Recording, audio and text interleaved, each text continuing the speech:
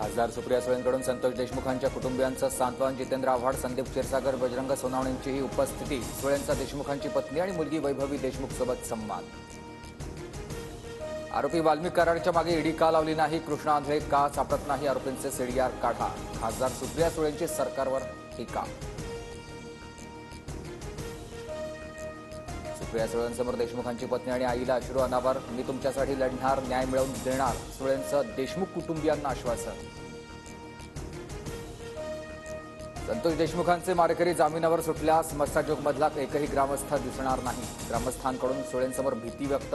फरार आरोपी कृष्णा आंधळेंच्या अटकेसाठी प्रशासनाला 25 फेब्रुवारीपर्यंतचा अल्टिमेटम, अन्यथा अन्यत्याग आंदोलनाचा इशारा. सरकार मूकबधीर झालंय. मस्साजोगकरांचा आवाज कोणीही ऐकणार नाही. मुख्यमंत्री जुन्या मित्रपरिवाराला वाचवतायत. बीड हत्या प्रकरणात संजय राऊतांचा आरोप.